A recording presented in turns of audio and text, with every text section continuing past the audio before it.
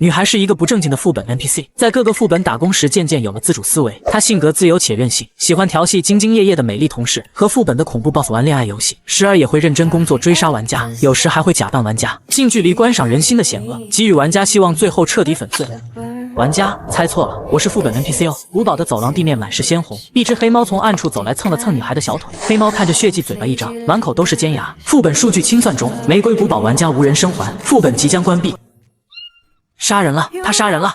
他不是人！灰雾弥漫的小空地上，一群人聚集在一起，脸上都是惊恐的表情。只见不远处的围墙上正挂着一个人，那人被一根铁棍贯穿，钉在了围墙上，而围墙下站着一个穿着保安服的老男人，他眼睛全白，脸色青灰，一看就不是活人。空地上的人都吓傻了，自己怎么眨眼就来到了这鬼地方？保安回头看了他们一眼，抬手拔下了尸体身上的铁棍，转身回到了门口的保安亭。欢迎来到孤岛寄宿学院，各位请遵守学院校规，若有违者将受到重罚。祝各位在校期间过得快乐充实。听到这神秘的电子音，充满想象的人类意识到了自己的处境，他们成了随时都会葬身在副本里的玩家。有新人害怕的哭泣不知所措，部分老玩家则很是淡定。姚姐，这个副本新人也太多了吧？一个30出头的男人看谁都带着不屑。郭瑶看了一圈，新人多是好事，证明这个副本生还率会高一些。生还率不会高哦，你们都会死。一道少女声音响起，所有人都回头，只见一个穿着白色运动服的少女正盯着他们笑。李涛不爽，你他妈说什么晦气话？我们可是 S 公会的成员，怎么可能折在这种副本？郭瑶皱眉，他很不喜欢李涛对着别人张口闭口就是 S 公会，但组长要求他带他这个新成员多过几个副本刷经验。少女被一个30大汉凶对了之后，笑得更开心了。郭瑶直觉对方是老玩家，说不定来自其他2家顶级公会。你好，我叫郭瑶，这个副本任务还没有开启，有兴趣结盟合作吗？早点解开副本秘密，也能早点离开。郭瑶露出客气的笑容，将手伸了出去。乌勒只是瞥了一眼他的手，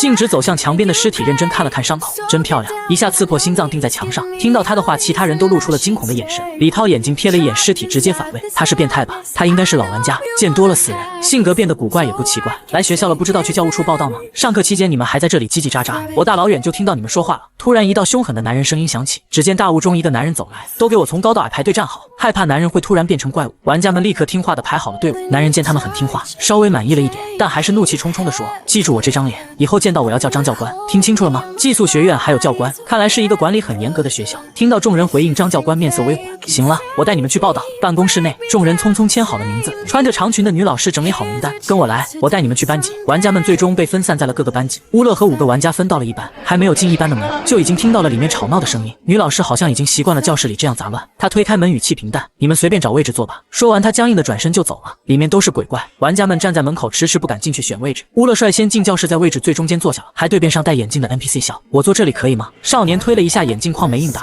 郭瑶表情淡然，我们也去坐吧。他带着李涛在乌勒前一排坐下，这个女孩是老玩家，坐她附近应该没有错。其他3个新人挑好位置，刚刚坐下，教室门被砰的一脚踹得巨响。张教官怒目圆睁地盯着他们，你们谁填写了假名字？给我站起来！一瞬间，新人玩家都被吓懵了。张教官先是看向最近的女玩家，是你吗？你没有填真名。声音似野兽低鸣。王月月被吓得眼泪飙了出来，不是我没有填假名字。张教官迅速转头，歪着脑袋走向了另一个玩家，是你填了假名吗？那个男玩家瞬间崩溃了，你走开，走开！男玩家吓得狼狈地摔在了地上，他连滚带爬的想要远离这个怪物，结果脚腕被抓住了，都被送来这里了，还敢填假名字撒谎，你这种学生真是没救了！野兽一样的声线边说边把人拖走。男玩家惨叫呼救，救我！你们救我！接着外面传来凄厉的惨叫声，教室里开着窗，海风带来淡淡的腥味。寂静的教室里，2个新人玩家面如死灰，教室里的学生们脸上带着鬼笑，甚至有人吸吸鼻子说真香，味道一定很好。大概过去了几分钟，那些学生又开始躁动。李涛找回了自己的声音，还好我们填的是真名。郭瑶也松口气，当时在那张表上填写名字的时候，他也有想过填假名，毕竟那张表匆匆递过来，都来不及看背面写了什么，这让人很不安。这时下课铃声响起，学生们就迫不及待地往外涌，瞬间教室里就剩下他们几个人。在场另外一个新人走到了吓哭的王月月身边，你别哭了，会没事的，我们肯定能活下去。天真的发言不禁让乌勒嘴角闪过弧度，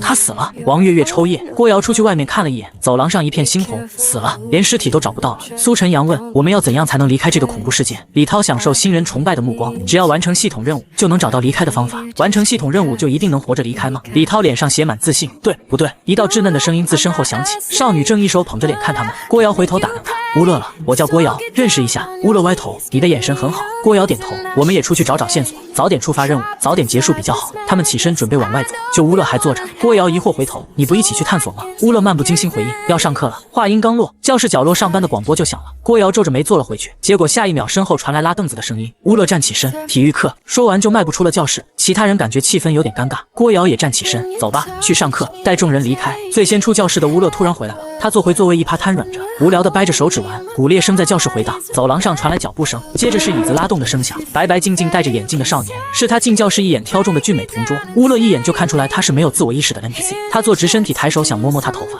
突然少年眼睛变红，乌勒一把捏住他脸颊，不许变丑八怪。一般这节是体育课，操场上学生们三三两两的聚在一起玩，真他妈爽。体育老师又没来，老子就喜欢这种偷懒的老师。李哥，我们现在要做什么呀？老师没来，我们就在操场待着吗？苏晨阳和王月月一直跟着李涛，李涛很享受这样，直到郭瑶把他拉操场边缘冷声，少跟新人玩家说话，特别是别提工会。瑶姐，新人好骗，关键时刻可以让他们当肉盾，跟他们搞好关系还是很有用的。说着说着，李涛就自信了起来。郭瑶一眼看穿李涛的那点虚荣，别自作聪明，30出头的男人被女人训。李涛的表情有些挂不住，我明白了，走，去试着跟那些学生聊天。郭瑶大步走在前面，完全不知道身后的李涛眼睛正打量着他的身材。天色越来越暗，好像要下雨了，可体育老师一直没来。4楼一班教室里，乌勒捏着少年的脸阻止了他一会儿，然后手拍了拍他脸蛋，在我面前保持这个样子，我讨厌丑八怪。恐怖世界的 NPC 们都有自己的一套规则，最低等的 NPC 永远只能在一个副本里待着，恐怖特征肉眼可见，大小 BOSS 就像真人，他们在各个副本轮值，没有自我意识，什么思想全看拿到什么身份牌。乌勒曾经就是这种情况，只是不知道为什么他突然有了自己的思想，从此不再限制于 NPC 身份牌，有思想的他可以选择演或不演，只要不影响该副本进度就可以。乌勒，我的脸很好玩吗？少年语调没什么感情。乌勒笑着捏捏他脸颊，好玩呀。乌勒拿到身份牌是坏学生，但是他心血来潮跟到玩家身后去了。钟瑞讨厌被人触摸，我是班长，你现在在以下犯上。下一秒咔嗒一声骨头脆响，乌勒手腕瞬间失力，他慢吞吞的歪头看着自己手腕。钟瑞松开手，修长漂亮的手指轻推了一下眼镜框，眼神极其不善，别碰我。他身份牌是班长，是学生类 NPC 里面的 BOSS， 在他眼里乌勒是比他等级小的怪物，他可以随意欺负乌勒。乌勒低头默默把自己的手腕修好，心想哪一天在其他副本里再遇到他，拿的身份牌比他高，一定要反复折磨他。乌云压顶，海岛的雨说下就下，操场上的玩家匆忙跑回教学楼，而那些学生却没有跑回廊下，反而是寂静的站在雨里。风吹的玩家瑟瑟发抖，好冷，要不回教室吧？可是还没下课哎，可以回去吗？玩家聚在屋檐下，郭瑶突然一把拉住李涛就冲进了雨里，李涛被淋得一脸懵。瑶姐，这么大的雨我们站屋檐下了？郭瑶语气急切，还没有下课，体育课要待在操场上。李涛不理解，下雨站1楼屋檐下也不行吗？其他班的玩家们看见他们俩往雨里走，很多都不理解，但知道他们是老玩家的人也跟着走进了雨林。这些人有病吧？这么冷还去淋雨？有几个人留在了1楼不愿意去淋雨。体育课为什么不在操场待着？你们是不是想逃课？眼睛血红的教官不知道什么时候出现在了他们身后，他身上浓烈的血腥味让人恐惧。几个玩家不断后退，只有一个聪明一点的接话了：张教官，是突然下雨了，我们来避雨。张教官狰狞的脸上出现了一点笑容，血红的眼睛盯着那个玩家。避雨都是什么大少爷？又不是下刀子还需要避？玩家脸色白了白。张教官指着操场上的人，看见那些同学了吗？为什么他们能淋雨你们不能？他们都是乖孩子，只有你们没有一点规矩。他的嗓音像是有2道声调在重叠着，听得人心生恐怖。有玩家绷不住了，转身拔腿就跑，可是才跑出去不到2步，一只巨大的手就捏爆了他的脑袋。教官就这么抓握着脑袋拖着人，转头看向剩下的2个玩家，逃课就要关禁闭，跟上来。有了刚刚的那一幕，他们不敢不跟上。玩家面如死灰的跟着那个怪物走了。雨也小了，操场上安静站着的学生们在张教官离开后立马活了过来。腿软的王月月被苏晨阳扶着。那几个被带走的人会死吗？他们违反了规则肯定会死。想要在这个学校活下去，就必须遵守校规，当个好学生。下课铃并没有响起，可学生们全部散开了。难道校规是为了限制人类玩家？苏晨阳觉得李涛说的话不对，一直沉默着的郭瑶终于说话了，也不是非要遵守校规，是不能在张教官面前违反校规。苏晨阳听到这句话，瞬间心里的疑惑解开了。对，这些学生明明都是性格顽劣的主，但只要张教官出现，他们个个就变得乖顺。而且我还发现一件事，郭瑶又看了一下周围，乌勒勒没来操场上。李涛感到意外，他逃课了，胆子这么大，该不会已经死了吧？可惜了这么漂亮的女孩。李涛眼里还在意淫着，其他人则认真听郭瑶说话，他应该没事，只要不被抓到就不会有事。门卫负责守大门，谁要是想离开学校就会被他杀掉。张教官是管理学生，谁违反校规被抓就杀谁，而那些老师应该完全不管学生。苏晨阳开口，这种配置，这应该是一所青少年行为规范矫正学校。郭瑶点点头，我们是被送进来的坏学生，想要离开这里就需要达到某种条件，我猜副本任务会在今晚，大家做好心理准备吧。话音刚落，下课铃声响起，他们淋得落汤鸡一样回了教学楼。一到教室就看见乌勒正趴在桌子上睡觉。李涛不爽，能逃课也不告诉我们。郭瑶和李涛就坐在他前桌，李涛故意把凳子拉得很响，可身后睡觉的人还是没反应。李涛有些紧张，他不会已经死了吧？这么大的动静还不醒，的确有点不对劲。郭瑶伸手想要推一下他肩膀，突然乌勒猛地抬头，众人都被吓了一跳，李涛更是差点来个狗吃屎。乌勒双手拍打着桌子狂笑不止，你他妈有病吧，故意吓我们。李涛表情很难看，担任过副本还敢这么嚣张，老子今天就教训教训你。说着李涛就伸手要去扯乌勒，正狂笑的乌勒反手就拿起一本教材砸中李涛小臂，李涛惨叫一声，捂着剧烈疼痛的小臂，没等他反应过来，乌勒就举起后书尖角对着他太阳穴砸去。郭瑶赶紧一把将李涛推开，别打了。我们都是玩家，教训2下就算了，你不要下死手。书尖角停在半空，乌勒笑容停下，最后面无表情的把书一扔。李涛手没有断，就是骨裂了，固定一下就好。郭瑶回头去跟乌勒说话，你待在教室里，不害怕被张教官发现吗？郭瑶其实也没过多少个副本，现在他需要从更有经验的玩家那里得到信息，无论真假越多越好。乌勒了，我替李涛向你道歉，他是新人不知天高地厚，冒犯了你，我向你道歉。郭瑶低头的态度让乌勒终于给点好脸色了，你道歉不管用，我要他道歉。郭瑶立马扯着李涛站起来，李涛手还没固定好，被扯得嗷嗷叫，闭嘴，给他道歉。郭瑶警告的看着他，李涛憋屈的低下头，对不起，我不应该冒犯你，我大错特错，喊得挺大声的。乐了，我们推算出这里是一所青少年不良行为矫正学校，而我们就是不良少年。郭瑶主动抛出自己得到的信息，这句乐乐喊得真近乎。乌勒缓慢的眨眨眼，就算是回应他了。郭瑶看不出他态度，继续说，那个张教官只有抓到人违反校规才会杀人，而其他的 NPC 好像并没有什么危险。乌勒突然嘴角上扬，发出咯咯的笑声。郭瑶疑惑，你笑什么？乌勒笑容邪恶，他们还没有攻击你们，只是真正的危险还没来临而已。这个学校从上到下里里外外就没有好东西。郭瑶皱眉思考这话的意思，其他人会因为什么原因而攻击呢？乌勒一看就知道郭瑶在想什么，他懒洋洋地说，或许不触发任何规则也会被攻击哦。郭瑶不解，什么意思？乌勒将脑袋转向窗户，昏暗的天色小雨绵绵，天快黑了，所以呢，黑暗雨夜是他们的狂欢之夜。晚上的晚自习一切都很正常，只是那些高级的学生都不见了踪影。下课铃响起，众人排队回到宿舍楼下，一个佝偻的老太太慢吞吞地走了过来，宿管苍老的声音极其模糊，新来的同学住404，男左女右禁止串楼。说完话后，老太太就离开了。现在整个空地上就只剩下玩家，其他 NPC 进了楼之后就没了动静，甚至连灯都没开，周围除了雨声就寂静的可怕。突然一道凄厉的猫叫声响起，一群人起了鸡皮疙瘩。我们还要回宿舍吗？不回宿舍会不会被抓违反校规？郭瑶冷静回复，要上去，副本不会第一天就死那么多人的。他语气一顿接着道，我们拿的身份牌是学生，跟上面那些东西是一伙的，按道理来说不会起冲突。众人都觉得他分析的有道理，坏学生的敌人应该是管理者们。可是一道反驳的声音响起了，你忘记我们是坏学生了吗？坏学生最喜欢干的事情不就是打架霸凌吗？乌勒双手揣都靠着墙站着，可是不上去我们只有等死。要是那个教官来了怎么办？郭瑶还是想和他结盟的，所以说话的语气很平和。乌勒一脸开摆，反正寝室熄灯铃还没响起，现在不回宿舍也不会被惩罚，能拖一会儿是一会儿了。其他准备抱大腿的玩家无语了，这大佬好像不太靠谱啊。时间一点点过去，郭瑶看了一下手表，8点50了，9点钟应该就会查寝熄灯。说完看向乌勒，我们上去吧。见乌勒无动于衷，郭瑶准备不管他，转头对李涛交代，珍惜使用道具，今天才第一天。李涛吞咽了一下口水，瑶姐放心。郭瑶和李涛一走，其他玩家也慢慢跟上2人，所有人类都走光了。走廊上的感应灯啪的一声按下，雨声淅淅沥沥，宿舍楼里一片漆黑，只有郭瑶手里有照明设备，女生们都跟紧她。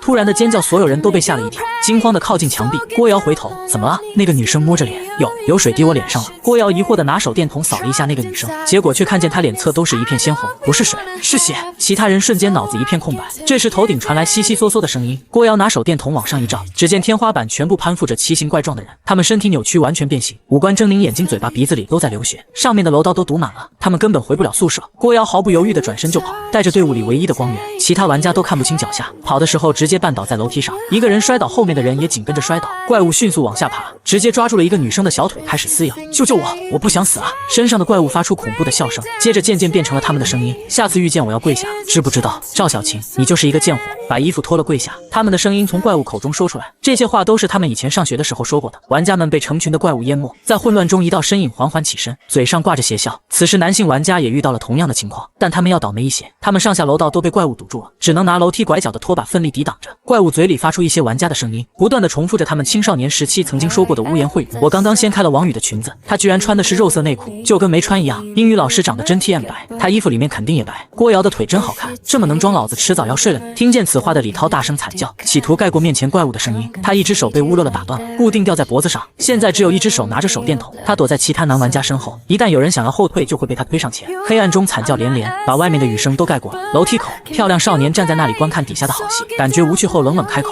干掉他们。怪物们瞬间一改慢慢折磨的架势，开始张嘴撕咬。苏晨阳用拖把死死地抵住2只怪物，奋力撕开了一个口子。李涛立马从他身侧挤了出去，拿着手电筒就往楼下跑。苏晨阳也赶紧用力一推怪物，跟着跑下楼，身后都是怪物扑过来的声音。他们疯了一样的往外跑，根本不敢回头。但如果他们回头，就会发现怪物们到了宿舍楼门口就消失了，校园恢复寂静。乌勒踩着玩家们上楼，准备离开的钟瑞听到声音诧异回头，皱眉俯视着他，这是男宿舍楼，你不应该进来。乌勒抬头，衣服上都是血污。班长，我的衣服不小心弄脏了，可是我没有其他衣服了，你可以借我一套吗？不行，你又不穿长袖校服。钟瑞吓下楼来到他身边，你为什么强闯男宿舍楼？说着就拉住他的手，扯着他走。乌勒慢吞吞跟着，我没有强闯男宿舍，那你现在算什么？我是光明正大走进来的。宿管婆婆不在，她现在忙着抓那些熄灯后还不回宿舍的坏孩子呢。钟瑞拉着乌勒到1楼，就在他松手时，乌勒直接握住他的手，十指相扣。你干什么？虽然我们是同类，但是我可以揍你的。乌勒扁嘴，班长，你就行行好，帮助一下同学吧。钟瑞沉默了，见他没有松开的意思，无奈开口，在这里等我，我上去拿衣服。接着甩甩手示意他松手，乌勒立即松开手，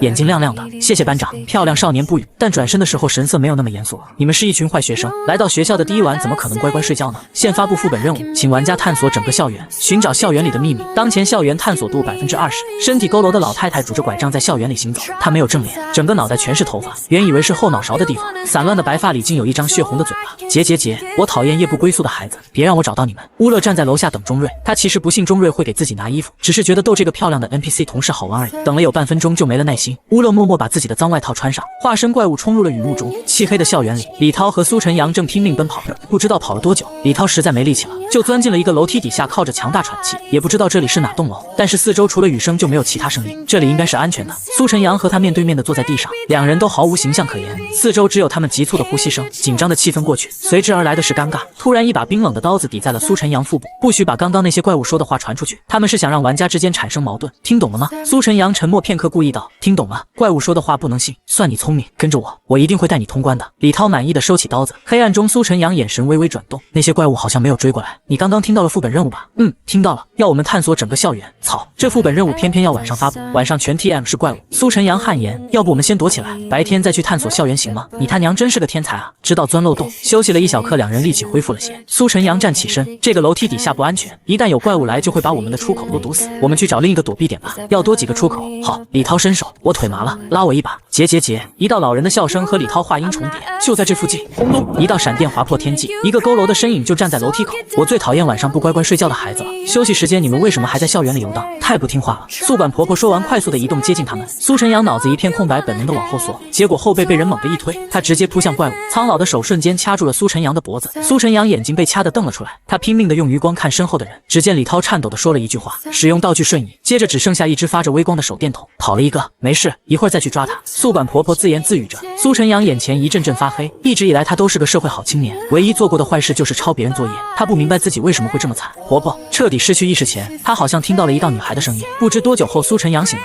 现在他喉咙又痛又痒，控制不住的咳嗽。乌勒一把捂住他嘴巴，小声一点咳。苏晨阳完全搞不清状况，他抬眼就看见衣服都沾了血和灰尘的乌勒了，他满脸笑容，别出声哦，要是把宿管婆婆引来，我可就不管你了，毕竟你太重了。苏晨阳低头看见自己裤腿都是摩擦的脏痕，所以自己是被乌勒救了，还被他拖来了这个空教室。谢谢。他喉咙里艰难发出声。乌勒坐到椅子上，不用谢。苏晨阳光想想刚刚那个濒死的感觉就很绝望。大佬，那个李涛不是好人，你一定要小心他。乌勒就喜欢人类不解和痛苦的眼神，这就是他喜欢假扮玩家的原因。人类实在太有趣了，所以我从一开始就不太搭理他们两个呀。乌勒身子往后一靠，神情放松的后仰着。大佬，我能不能求你一件事？乌勒眼神里闪过有趣。你说，我能不能跟着你一起探索校园？放心，我绝对听话。要活着得先抱个大腿。经历过李涛这种人，苏晨阳觉得救了自己的乌勒了是一个好人。带你也可以，那你算我小弟吗？苏晨阳猛了一下，然后特别激动的点头。算，我就是你小弟，包听话那种。这啥呀？大学生味儿出来了，能有多听话？让你跳楼就跳楼的那种听话吗？大佬让我跳我就跳。苏晨阳选择相信乌勒勒，他这么说肯定是有道理的。乌勒被苏晨阳逗乐了，他站起来拍拍屁股上的灰尘。行，走吧。不过出了这个教室就不要说话哦。跟在乌勒身后的苏晨阳疑惑道：为什么？你没发现宿管婆婆只有耳朵和嘴了吗？苏晨阳回忆了一下那个怪物，整个脑袋都是头发，两侧有耳朵，后脑勺一张嘴。那个怪物没有眼睛鼻子，所以他看不见闻不到，只能听声音找人。乌勒没有理他。苏晨阳摸摸鼻子，默默跟上大佬。出了空教室才发现这是教师楼1楼，晚上的教师楼没人，老师们可能回了教室宿舍，但是苏晨阳还是很紧张。大佬，我们去体育器材室吧，拿个棒球棒防身也好啊。乌勒回头瞪了他一眼，苏晨阳赶紧闭嘴。教师楼有地下1楼，我们去那里看看。1楼的走廊是室内型的，里面没灯，只有安全出口的绿灯亮着，整条走廊都泛着绿光，看着极其阴森。乌勒揣着都走在前面，步态轻松，苏晨阳跟在后面左顾右盼，时不时还回头看看。二人穿过室内走廊，在转角处看见了一个向下的楼梯，很小很窄，只够一个人通过。乌勒停下下脚步，侧身站在楼梯口。你先下去，我还有点事，一会儿来找你。苏晨阳睁大了眼睛，看看漆黑的窄楼道，又看看乌乐了。乌乐不爽，怎么？你觉得我是在让你探路？没有，我只是有点害怕。咽了一口口水，那我下去了。苏晨阳从乌乐身前走过，慢悠悠的下去了，还真挺听话的。乌乐抬手伸了个懒腰，他听到了有东西来的声音，顺着声音找了过去。漆黑的走廊里，一眼就看见了镜头站着的少年，身形高挑，只是一个黑色的影子就很漂亮。他手腕上搭着一件衣服。乌乐眼睛一亮，他直接跑了过去，跑到少年面前，抬脸笑着叫了一声班长。少年听到对方软软的叫自己，眼镜框后的眸子微动了一下。钟瑞手指摸着自己的外套，语气不太高兴。我叫你在宿舍楼底下等我的，我等了呀，可是你没有下来，我以为你不愿意借给我。班长，你是特地来给我送衣服的吗？等了30秒怎么不算等呢？乌乐毫不犹豫伸手过去，班长，快给我。乌乐的声音很软很嫩，叫班长的时候特别乖。如果钟瑞不是看见过他做的事，就真要被他骗了。作为一个恐怖 NPC 却跑到人类队伍里玩闹，甚至还从宿管婆婆手里就走了一个人类，他很不乖，自己班上出了这么一个不听话的同学。钟瑞不满意，穿好衣服然后回宿舍，晚上不许在外面逗留。钟瑞把衣服给他，乌乐立马穿上，好大啊。钟瑞不胖，但是足足有1米8多，身形高，衣服也大，上衣干净了，裤子好脏啊。班长，乌乐期待的看着他。钟瑞皱眉，哪有女生问男生借裤子的？行了，不要得寸进尺，跟我回宿舍。跟你回宿舍？对，好，那我跟你回宿舍。你宿舍有空床吗？乌乐眨眼，钟瑞反应过来，顿时怒气横生。乌乐，班长，我听得见，不要吼这么响，会把宿管婆婆引来的。乌乐拢了拢身上的衣服，小心的把拉链拉好。他闻了闻，没有什么怪味。既然班长不借裤子给我，那我只能自己去找了，总不能明天我穿着脏衣服吧。说完，乌乐转身就无情走人。走廊上的绿色安全通道指示灯闪烁着，有怪物在生气，调戏了一顿同事。乌乐心情非常好，他忍不住用脸颊蹭一蹭衣服。假正经的班长，话音刚落，整栋楼的灯都熄灭了，电路还刺啦作响。乌乐突然感觉身后有一只手要抓自己，你管得真多，班长，你当自己是风纪委员吗？边说边快速的往地下1楼冲，拐弯下楼梯的时候，直接在墙上飞快爬行。地下1楼跟迷宫一样，乌乐弯弯绕绕甩开钟瑞，接着就去找自己小弟了。停电了，地下1楼还有很多怪物，小弟还活着吗？乌乐有夜视能力，走了大概几米，转弯就看见了苏晨阳。走廊上，苏晨阳贴墙小心翼翼行走着，手里还有一把不知道从哪找来的铁锤子。乌乐故意快速冲过去，一点都不掩饰自己的脚步声，想吓唬吓唬他。苏晨阳听到动静回头，只能看见一片黑暗，他判断的那东西要来了，一铁锤子砸了过去。小弟，一道熟悉的声音响起，苏晨阳赶紧收手，但是惯性作用太大，已经收不住了。乌乐轻描淡写握住铁锤，打老大的小弟我可不要，你有没有受伤？对不起啊，我以为是怪物来了，没砸到你哪里吧？乌乐抢过他的锤子，随便挥舞2下完，还挺趁手的。我没事，安了，没事就好，吓死我了。刚刚上面传来动静，是出什么事儿了吗？有怪物追我，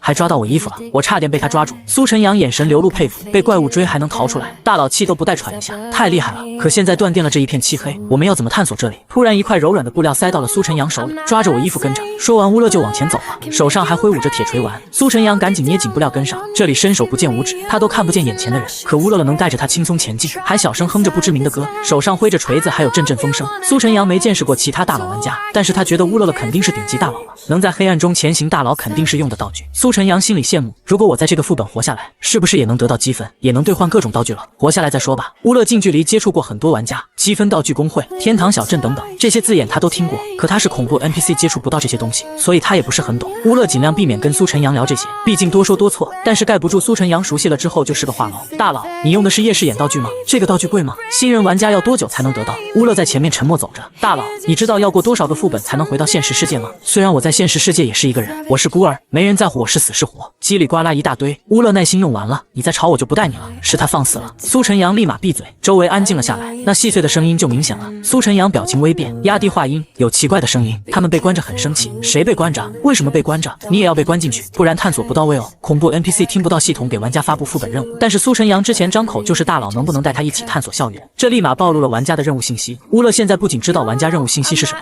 还知道所有恐怖 NPC 要干什么。现在他就是一个巨大的 bug 和上帝视角。手里的布料突然被抽离，苏晨阳一惊，他迅速往前面抓，却抓了一个空。大佬，乌乐了！苏晨阳急得喊了他的名字。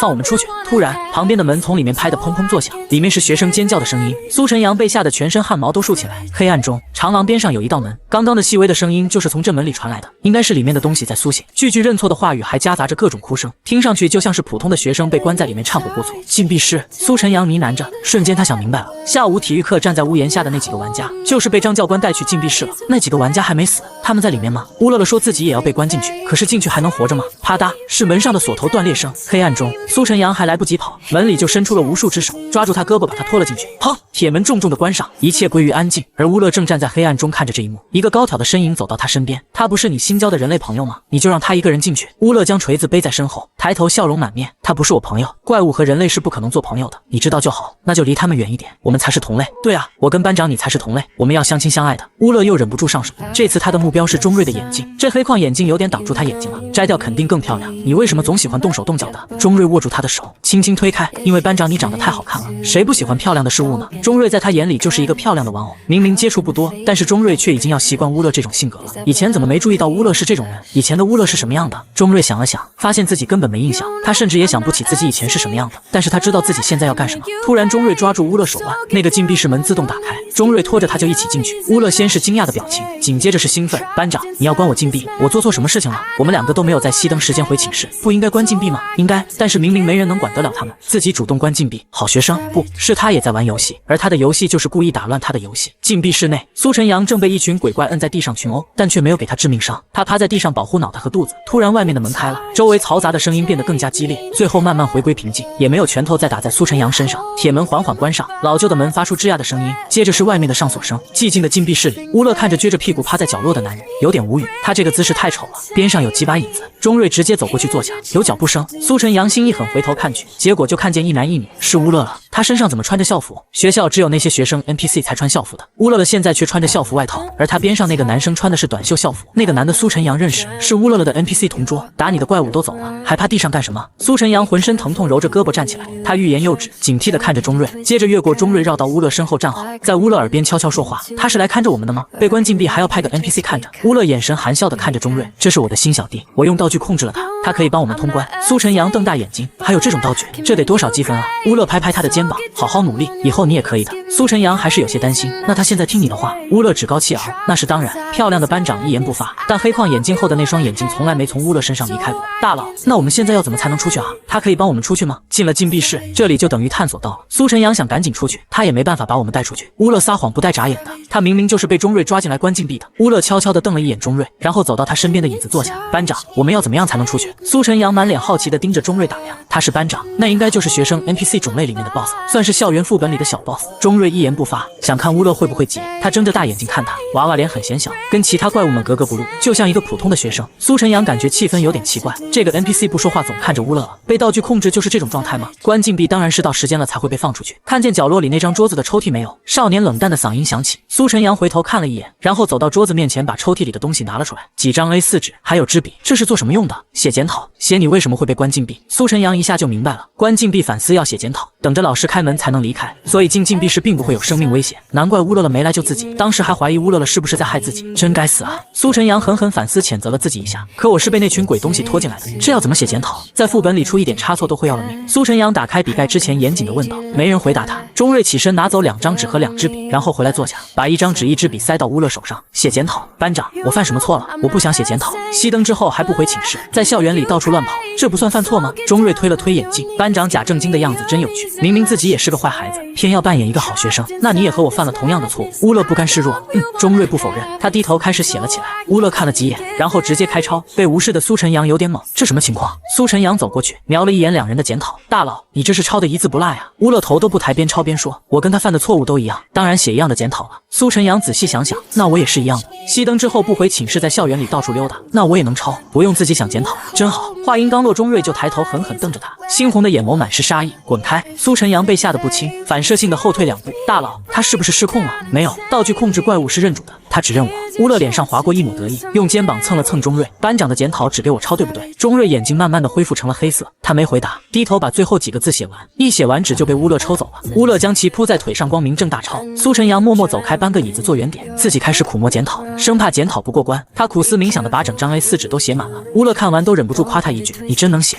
早知道我就让你帮我写了。好，下次有机会我就帮你写。倒也不用，这种机会还是别有了。禁闭室的灯太暗了，待在里面很压抑。大佬，你觉得白天被带去禁闭室的那几个玩家还活着吗？这一层都是禁闭室，你有听到除了我们以外其他声音吗？乌勒反问。除了刚刚怪物的声音，他们没有听到任何玩家声音了。那他们死了？苏晨阳脸色不太好看。他们下午被关进来的，下了晚自习，张教官就会放他们回宿舍。苏晨阳回忆道。可他们没有出现在宿舍楼下，张教官开门放他们出来，会问他们反思的怎么样了，还要检查检讨。可他们不知道要写检讨，没有写检讨，结局可想而知。苏晨阳再一次觉得自己跟对人了，这里好闷啊。这时门外走廊传来玩家说话的声音：姚姐，我们上去吧，要探索教师楼，就必须把整栋楼都走遍，这条走廊必须走。屋内，苏晨阳惊喜，来到门口趴在门上。王月月、郭瑶，是你们在外面吗？狭窄的地下1楼走廊，郭瑶和王月月正在小心前进，突然旁边的门传来了苏晨阳的声音。王月月确定自己没有听错，赶紧回应：苏晨阳，你在里面吗？你怎么被关进去了？王月月看见唯独这个门上有一把铁锁挂着，她摸索着，钥匙在哪里？我要怎么救你？郭瑶立马拉开她，小声道：你不记得那些怪物可以模仿玩家的声音了吗？王月月脸色一白，你是说里面的不是苏晨阳？王月月，待在地下1楼，不要出去，那个宿管在到处找玩家，隔着厚重的铁门。苏晨阳努力把信息传出去，被宿管抓住必死无疑，但是待在这里不会死。如果有人把你拖进房间，不要怕。钟瑞目光望着乌勒，虽然面无表情，但是乌勒还是懂了他在想什么。这就是你收的人类小弟，好蠢啊！姚姐，你听见了吗？里面是苏晨阳，肯定是他。王月月趴回门上，苏晨阳，我要怎么救你出来？不用救。